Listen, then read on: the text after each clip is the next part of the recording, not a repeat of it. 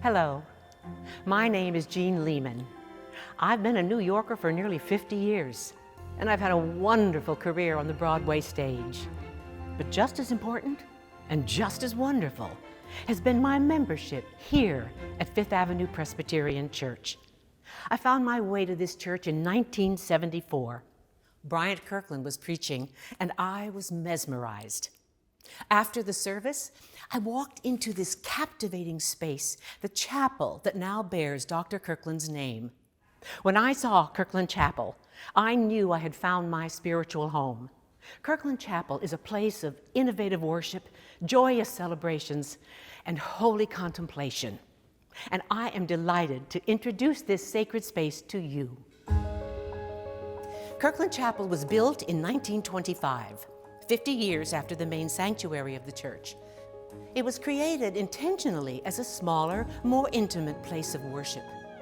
Anna Harkness, a renowned philanthropist and faithful member of this church, put up 3/4 of the money to build this chapel. She challenged the congregation to contribute the rest, and they did.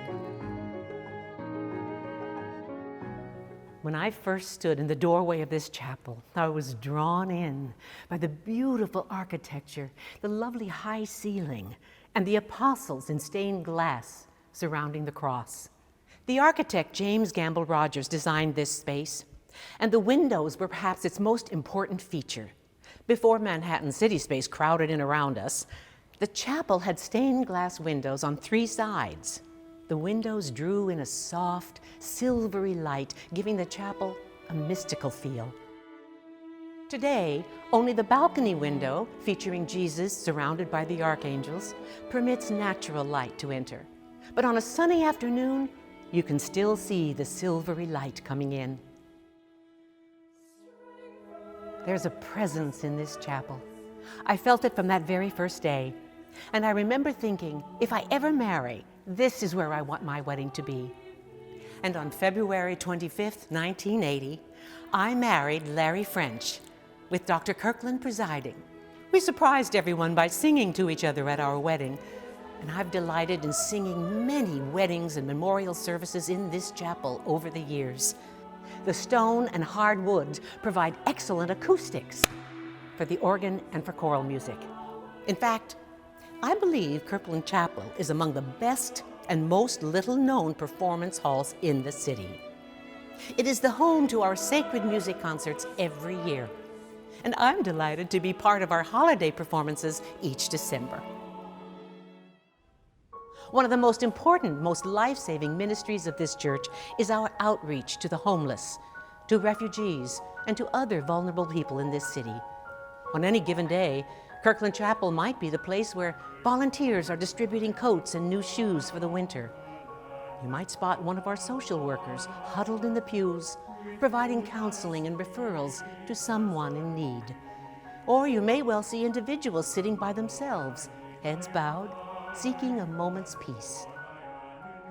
Kirkland Chapel has a very special place in my heart. That's why I'm excited about the church's plan for restoring this 100-year-old chapel and preparing it for the next century of ministry. In January 2024, Kirkland Chapel will close as a comprehensive renovation program gets underway. After 100 years, the plumbing, the lights, the walls, and the floor are all showing their age. We plan to restore everything, including the stained glass, which will be fully lit and looking new again. We will also replace these venerable old pews with a more versatile seating system. A new slate floor will feature a walking labyrinth in the middle. And from the side balcony, a new world-class pipe organ will fill the chapel with its glorious sound. All this work should be completed by 2025, just in time for the chapel's centennial celebration.